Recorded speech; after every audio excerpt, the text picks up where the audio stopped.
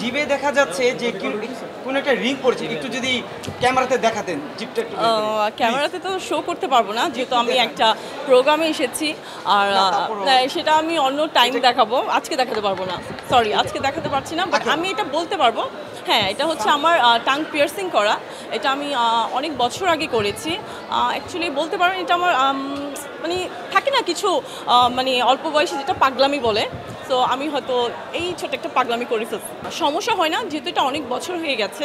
আপনি বলেছেন বলে আমার এটা মনে পড়েছে, বাট আদারওয়াইজ এটা আমার একদম মনেই থাকে না যে আমার মুখের ভিতরে কিছু একটা আছে।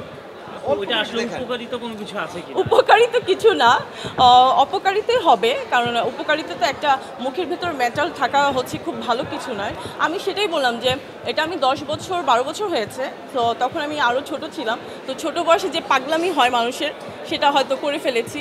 আমি অ্যাকচুয়ালি জেন্টস ভাইকে দেখতাম, মিলাপুকে দেখতাম যে তাদের আইব্রোজে করা ছিল। আর সিঙ্গার যারা, সিঙ্গার যারা আছে, তো তাদেরকে দেখতাম যে আমিও ভাবছিলাম যে আমি হয়তো আইব্রোতে করব। তো যখন আমি মডেলিং করি, সো আইব্রোতে করাটা খুব ভালো দেখায় না, যেহেতু আমি ফটোশ্যুটের কাজ করব, র্যাম্পে কাজ করব। তো পরে একদিন আমি বাইরে যখন যাই ব্যাংককে, তো তখন হুট করে মাথায় আসলো যে আমি টাং পিয়ার্সিং করব। সো হুট করে চিন্তা করা, হুট করে করা। কিরকম কষ্ট পড়েছিল?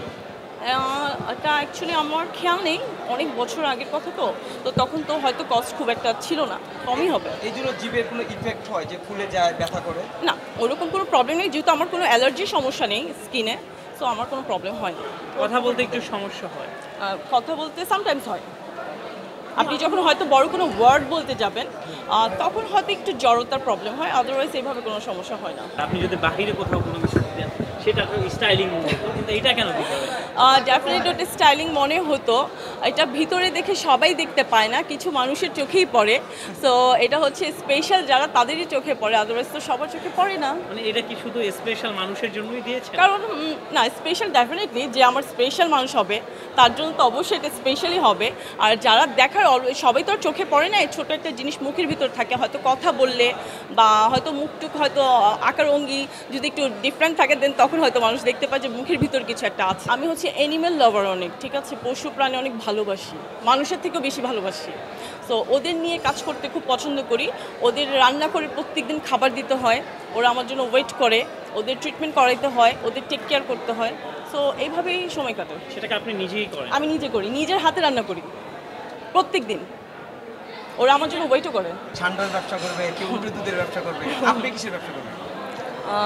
অ্যাকচুয়ালি ব্যবসা করা ভালো, উদ্যোক্তা হওয়া ভালো।